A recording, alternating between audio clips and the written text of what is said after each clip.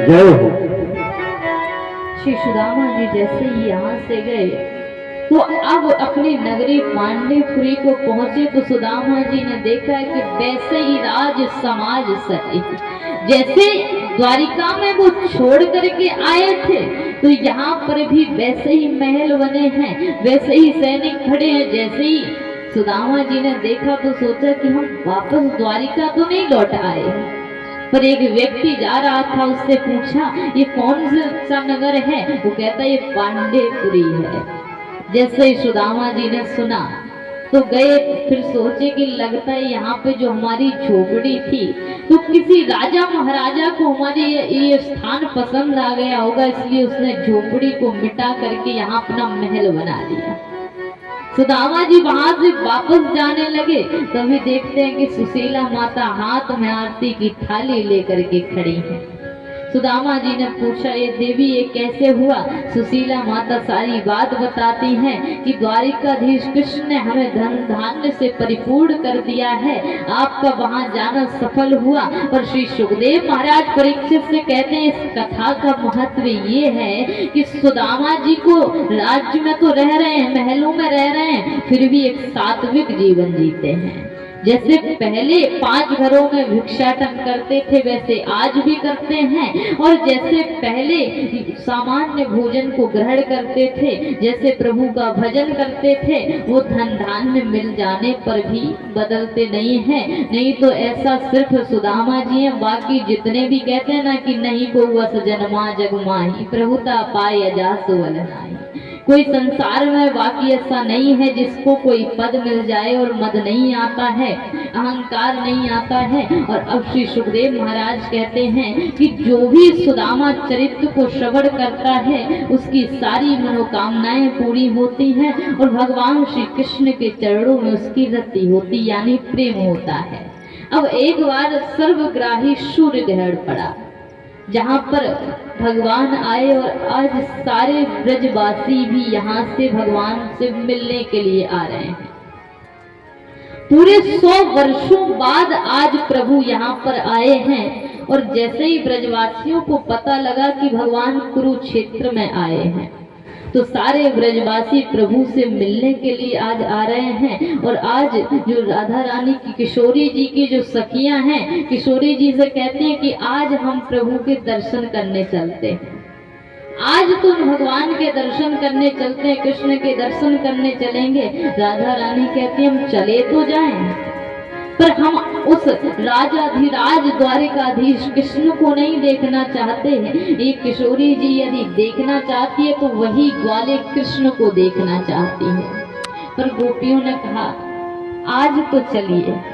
तो सारे सुखदेव महाराज कह रहे हैं कि यहाँ पर भगवान का तुलसी अर्चन चल रहा है, सहस्त्रार्चन चल रहा है, पुष्पार्चन चल रहे हैं, और वहाँ पर श्री नंद बाबा यशोदा मैया वहाँ आए हैं। और जैसे ही आते हैं तो द्वारपालों से पूछा कि कृष्ण कहाँ है, हमारा कन्हैया कहाँ है? द्वारपाल कहते कौन कन्हैया?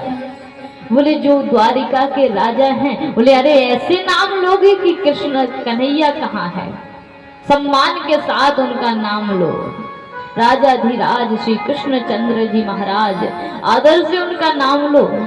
यशोदा मैया नंद बाबा कहते हैं अब ऐसे तो हम नहीं ले पाएंगे, हाँ श्री कृष्ण कहाँ है इतना कह सकते हैं। इतना लंबा नाम तो मैं याद नहीं होगा क्योंकि हम ब्रज के अनपढ़ वाले हैं, हमें कैसे पता होगा रहने वाले हैं कि कैसे ये नाम लिया जाता है। तो हम श्री कृष्ण कहाँ है इतना आप बता दीजिए। द्वारपाल कहते हैं कि वहां पर जो ठाकुर जी हैं उनका सहस्त्रार्चन चल रहा है, तुलसी अर्चन चल रही है, पुष्पार्चन चल रही है। जैसे ही यशोदा मैया नंद बाबा ने सुना तो ये तुलसी अर्चन, पुष्पार्चन, सहस्त्रार्चन ये होता क्या है पता नहीं है। जैसे ही अंदर गए तो दूसरे द्वारपालों से पूछा श्री कृष्ण कहाँ विराजमान है? तो द्वारपाल कहते हैं आप कौन? बोले हम ब्रज से नंद बाबा और यशोदा मैया हैं। ये कथा श्री सुखदेव महाराज सुना रहे हैं परीक्षित को कि जब प्रभु छोड़कर गए थे पर आज फिर से दोबारा 100 वर्षों बाद ब्रजवासियों से मिल रहे हैं। तो जैसे ही इनने कहा कि हम नंद बाबा यशोदा मैया हैं तो द्वारपाल दंडवत हो गए। यशोदा मैया नंद बाबा के चरणों में लेट गए। लेट करके कहते हैं प्रभु अब हम आपको क्या बताएं, आपकी जो सम्मान में बातें वो कह नहीं सकते।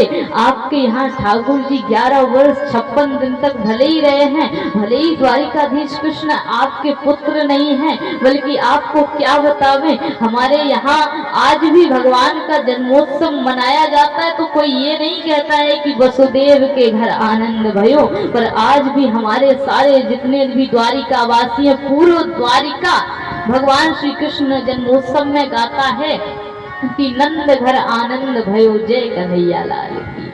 भले ये यहाँ पर वसुदेव जी के पुत्र हैं, पर कोई भी न वसुदेव देवकी माता के नाम से नहीं जानते, बल्कि स्वयं देवकी माता वसुदेव जी भी यही गावे कि नंद घर आनंद भयो जय कन्हैया लाल की। तो बोले प्रभु आज हमें आपके दर्शन हो गए, बड़े ही हमारे पुण्य होंगे और आप जल्द ही चलिए। किसी ने जा करके प्रभु को बताया प्रभु ब्रज से नंद बाबा यशोदा मैया आई हैं। और जैसे ही प्रभु ने सुना कि नंद बाबा यशोदा मैया आई हैं, तो बोले अपने सिंहासन से कूदे नहीं, बल्कि मानो मूर्छित अवस्था में गिर पड़े। सब भूल गए कि यहाँ पर कौन सा पूजन चल रहा है, क्या चल रहा है, सब कुछ भूल गए श्री कृष्ण और तुरंत मूर्छित अवस्था में गिर पड़े।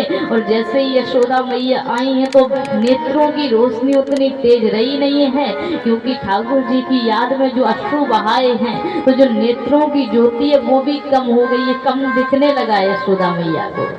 भगवान जैसे ही आते हैं तो आकर के यशोदा मैया की गोदी में लेट गए। लेट करके अश्रुपात करने लगे, बोले मैया मुझे दूध पिला दे।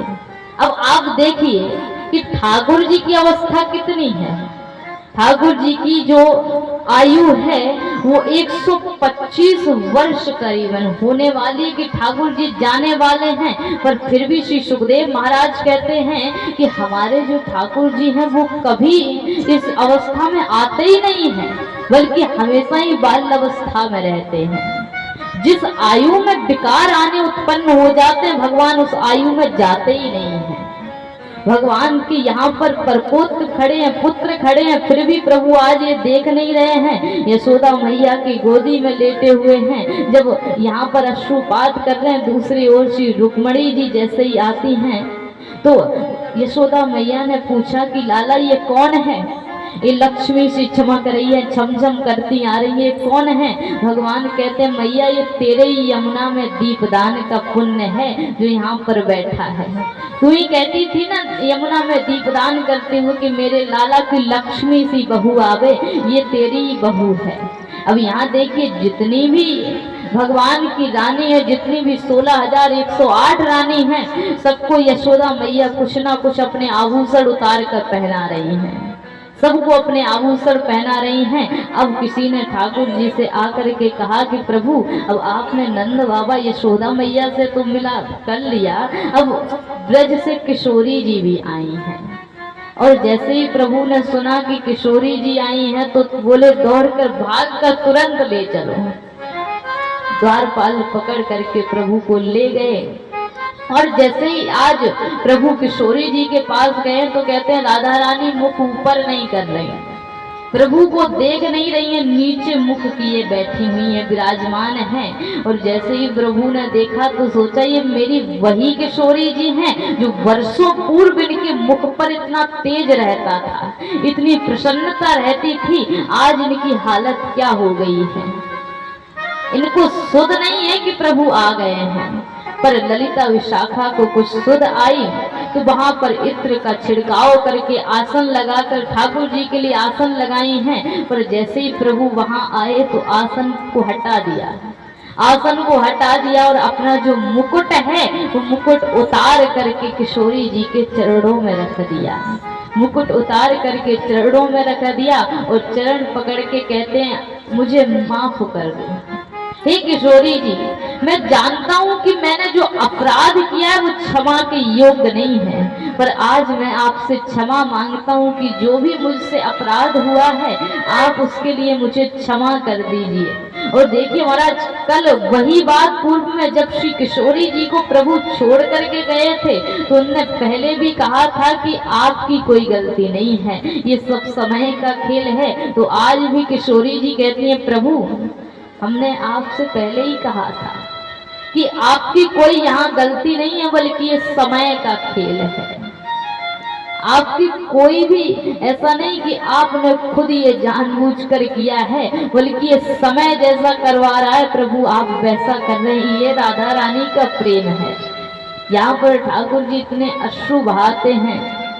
उसके बाद किशोरी जी को समझाते हुए कहते हैं कि बस कुछ दिनों की बात और है, उसके लिए मैं फिर बाद में हम अपनी लीला परिपूर्ण करके यहाँ से जाएंगे तो वापस से आप वहीं मिलेंगे। राधा रानी कहती है, प्रभु आप जा तो रहे हैं, पर एक बात याद रखिए, आपको याद हो तो आप 100 वर्षों पूर्व मुझे एक वचन दे के गए थे, मेरे से बोल के गए थे कि आपके नेत्रों से एक भी अश्रु नहीं गिरना चाहिए, क्योंकि यदि एक भी अश्रु आपकी आंख से गिरा तो प्रलय आ जाएगा, और यदि आप एक भी अश्रु पृथ्वी पर गिराएं तो उसी समय मैं अपनी लीला को परिपूर्ण करके परम धाम चला जाऊंगा।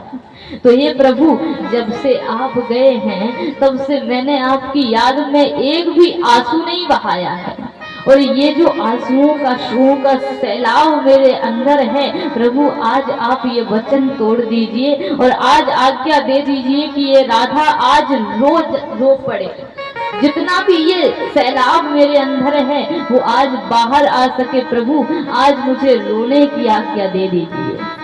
भगवान कहते हैं बस कुछ समय की बात है, उसके बाद हम वापस से मिलेंगे। किशोरी जी कहती हैं, प्रभु परसों की कह के गए थे तो 100 वर्षों बाद मिले हो, हमसे आप कह के गए थे कि हम परसों मिलेंगे तो आज 100 वर्षों बाद मिले हो, और आज कह के जा रहे हो कि कुछ दिनों बाद मिलेंगे, तो पता नहीं कि आपको कब मिलना है। ये किशोरी जी का प्रेम है। ठाकुर जी से कहते हैं, प्रभु आपका पता नहीं, आज आप इतने दिनों की कह के जा रहे हो तो ये राधा आपके वियोग में अब रह सकेगी कि जीवित भी नहीं रहेगी।